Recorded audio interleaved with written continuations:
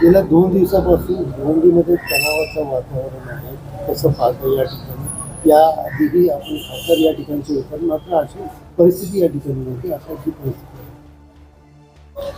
सगळ्यात आधी आपल्या माध्यमातून तमाम भिवंडीच्या जनतेला मी आवाहन करीन, जे कुठल्याही जातीचे धर्माचे असो, भिवंडी शहरामध्ये शांतता राखणं ही आपल्या सगळ्यांची जबाबदारी आहे.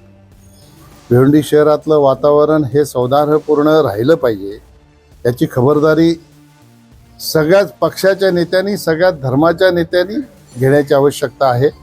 आणि म्हणून आपल्या माध्यमातून मी आवाहन करेन की गेल्या अनेक वर्षापासून भिवंडी शहर हे शांततेत गुण्यागोविंदाने सर्व जाती धर्माचा आदर करून एकत्र राहत होते. एकमेकाच्या उत्सवांचा, एकमेकांच्या सणांचा आदर करून भिवंडी शहर हे विकासाच्या दृष्टिकोनातून पुढे जात होतं. त्याला गाळबोट लावण्याचं काम कोणीतरी केलेलं आहे. निश्चितपणाने कायदेशीर दृष्टिकोनातून त्यांच्यावर जी कारवाई व्हायची ती होईल, परंतु भिवंडीच्या जनतेने, भिवंडीच्या धार्मिक गुरु असतील तर त्यांनी, व ते कुठल्याही धर्माचे असो, राजकीय पक्ष असतील तर राजकीय पक्षाच्या सगळ्याच नेत्यांनी, पुढाऱ्यांनी पुढाकार घेऊन भिवंडीमध्ये शांततेचं वातावरण कसं राहील याच्यासाठी आपलं योगदान देण्याची आवश्यकता आहे. आमदार रईस शेख यांनी सांगितलं होतं की येणारा जो विधानसभा निवडणूक आहे त्याला बघून सुडबुद्धीने सर्व घडवला जातो. आता मला माहीत नाही, माझ्या कानावर ज्या गोष्टी आलेल्या आहेत त्या गणपती बाप्पाच्या मिरवणुकीवर दगडफेक झाली. आता गणपती बाप्पाच्या मिरवणुकीवर दगडफेक झाली नाही ते कोणी केली असेल हे आपण समजू शकता. मग याचा अर्थ ज्याने कोणी हे वक्तव्य केलं त्यांना निवडणुकीसाठी याचा फायदा घ्यायचा आहे का? आणि अशा परिस्थितीमध्येही माझ्यासोबत इथे उपस्थित असलेले राजेश कुंटे आहेत. मी त्यांच्या घरी आज आलो कारण त्यांच्यावर लाठीचार्ज झाला, बळलाल यांच्यावर लाठीचार्ज झाला. त्या ठिकाणी जी परिस्थिती होती ती परिस्थिती आटोक्यात आणण्याच्यासाठी पोलिसांना सहकार्य करण्याच्या भूमिकेतून ही मंडळी त्या ठिकाणी गेली आणि त्यांच्यावरच लाठीचार्ज झाला आणि हे प्रकरण चिघळलं. गणपती बाप्पाचा आदर हिंदू धर्म संस्कृतीमध्ये किती आहे आणि या उत्सवाला किती महत्त्व आहे आपण सर्व मंडळी जाणता.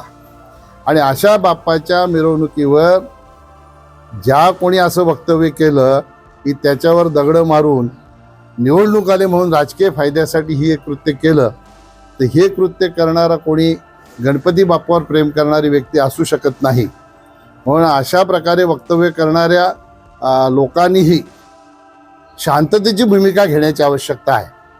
आणि म्हणून मी सगळ्यांनाच आवाहन केलं की आता जनतेच्या भावना दुखावतील अशा प्रकारे कोणीही वक्तव्य करू नये. भिवंडी शहर शांत कसं राहील या दृष्टिकोनातून सगळ्यांनी प्रयत्न करण्याची आवश्यकता आहे. त्या पद्धतीनं पहिल्या दिवशी गणेश विसर्जनावरती दगडफेक झाली, परंतु कालच्या ईद मिलादुन्नबीच्या मिरवणुकीनंतर सुद्धा भोसरच्या ठिकाणी मुस्लिम धर्मियांना मारहाण झाली, त्यांचे रस्ते अडवले गेले. असे 6 ते 7 गुन्हे आजच्या घडीला दाखल झालेले आहेत. नाही, त्याचंही कोणी समर्थन करणार नाही. मी जसं मगाशी सांगितलं की गणपती बाप्पाचा उत्सव जो आहे तो किती मनोभावे लोक साजरा करतात, तसं मुस्लिम बांधवही त्यांचा उत्सव हा मनोभावे साजरा करत असतात. त्याच्यामुळे त्यांच्या मिरवणुकीवर दगडफेक झाली असेल किंवा कोणाला मारहाण झाली असेल तर त्याचं कोणीही समर्थन करणार नाही. ज्यांनी कोणी केलं त्यांच्यावर पोलीस कायदेशीर कारवाई करतील आणि ती झालीच पाहिजे.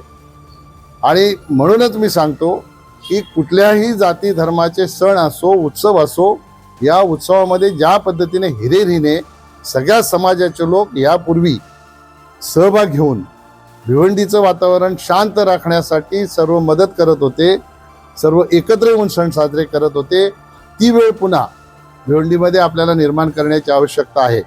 म्हणून निवडणूक आहे किंवा राजकीय पक्षांच्या काही अजेंड्यावर असलेले विषय असतील हे सगळे बाजूला ठेवून भिवंडी शहर हे सगळ्यात महत्त्वाचं आहे आणि ते शांत राहिलं पाहिजे, याच्यासाठी प्रयत्न करण्याची आवश्यकता आहे. पोलीस प्रशासन यामध्ये कुठेतरी कमी पडलं असं वाटतं का? कारण ज्या पद्धतीने डीसीपीची आता तात्काळ बदली झालेली आहे, ती प्रशासनिक बाब आहे, त्याच्यावर मी काही भाष्य करणार नाही. मला माहिती मिळाली, काल पोलीस कमिशनर आले होते, पोलीस कमिशनर त्यांनी काय आढावा घेतला असेल, त्यांच्या आढाव्याच्यामुळे त्यांच्या निदर्शनास आलेल्या गोष्टी असतील, त्याच्यामुळे त्यांनी ती कारवाई केली असेल. ही त्यांची प्रशासकीय बाब आहे.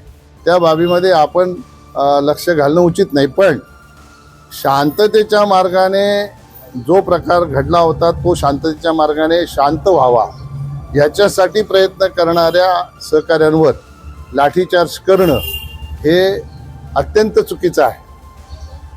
आणि अशा प्रकारे जर प्रशासनाने काही भूमिका घेतली असेल आणि CP साहेबांच्या लक्षात आलं असेल, त्यांनी काही कारवाई केली असेल, तर त्यांनी केलेली कारवाई ही त्यांच्या दृष्टिकोनातून उचितच असेल. म्हणजे संघटनेच्या काही पदाधिकाऱ्यांवरती लाठीचार्ज केला आणि त्यामुळं त्यांची बदली झाली असं म्हणतात. असं नाही मला म्हणायचं. मी असं सांगितलं की त्यांनी जो आढावा घेतला त्या आढाव्यामध्ये त्यांच्या काही गोष्टी निदर्शनास आल्या असतील पोलीस कमिशनरच्या, आणि त्यांच्या निदर्शनास आल्यानंतर त्यांच्या सभेमध्ये काय झालं मला तर माहीत नाही. मी तर त्या सभेला नव्हतो. त्यांच्या चर्चेमध्ये कोण कोण सहभागी होते तेही मला माहीत नाही. पण पोलीस कमिशनरांच्या निदर्शनास आल्यानंतर त्यांनी सरकारला ह्या बाबतीतली ह्या बाबतीतला रिपोर्ट पाठवला असेल आणि सरकारच्याकडनं त्यांना काही सूचना आल्या असतील, त्याच्याप्रमाणे त्याची कारवाई केली. मला एक गोष्टीचा खुलासा या ठिकाणी करायचा आहे. तुम्ही विचाराल तेव्हा विचाराल. पण मी काल एक बाईट बघितली विद्यमान खासदारांची. ते DCP साहेबांच्या ऑफिसच्या बाहेरचीच बाईट आहे.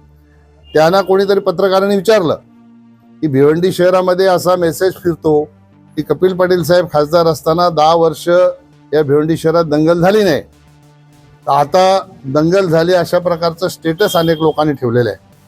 आता त्या महोदयांनी अशा प्रकारे त्या ठिकाणी वक्तव्य केलं की 10 वर्ष झाली नाही म्हणून आता त्यांनी केली असेल.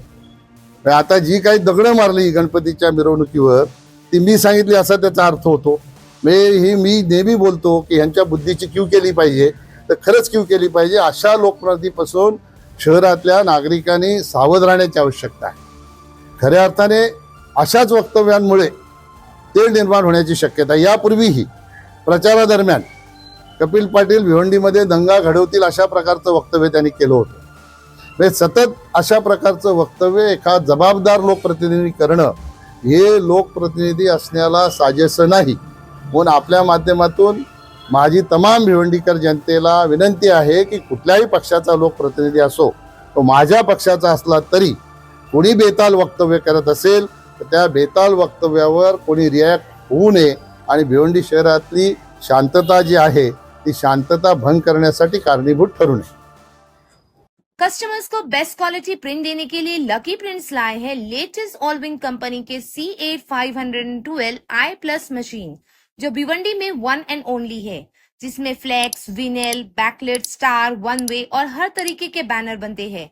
इसके अलावा ब्रोशर्स, विजिटिंग कार्ड, स्टिकर्स, शादी कार्ड, बिल बुक जैसी कई प्रिंट और डिजाइन की फैसिलिटीज मिलेंगी जो आप स्क्रीन पर भी देख सकते हैं.